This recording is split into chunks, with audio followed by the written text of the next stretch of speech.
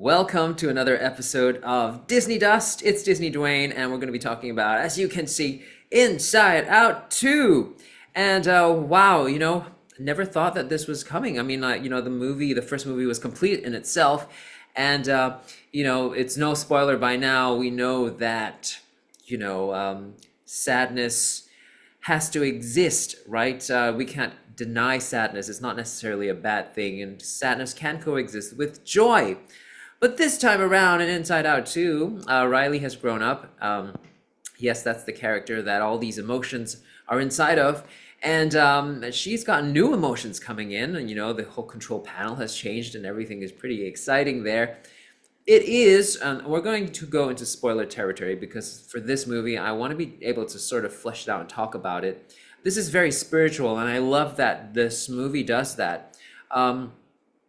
Very timely as well, right? There's so much anxiety going on in this world, and this bunch of new emotions is led by anxiety. So we start to see anxiety take over Riley's body, and the whole premise is pretty amazing. I think it's pretty amazing. Like they no emotion is bad, right? But there are good things and bad things, and the bad thing about anxiety is that it starts to worry so much that it's out of balance. But it comes from a good place. Anxiety basically just wants to protect the person, and they are looking at all the possible outcomes. Most times it's fear-based, and it's all the worst possible outcomes, and we're doing everything to prevent that from happening. So it's not a bad thing, but at the same time, we realize that Riley eventually ends up feeling not good enough because of all these bad outcomes, which makes her not feel good. And anxiety is not letting any of the other emotions come in to sort of help placate the feeling.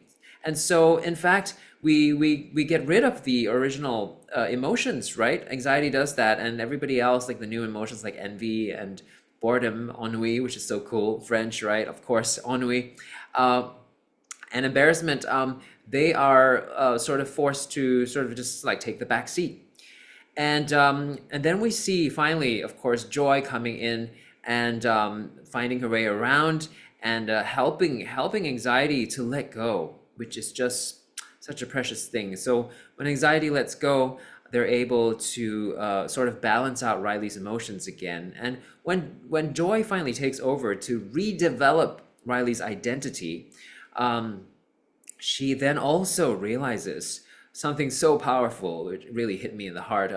That the same advice that she's given to anxiety has to apply to herself. She, in fact, at the start of the movie has not, has been in full control of the control panel as well, and she herself has some letting go to do. And so when that happens, it's just beautiful how it all plays out. So well done.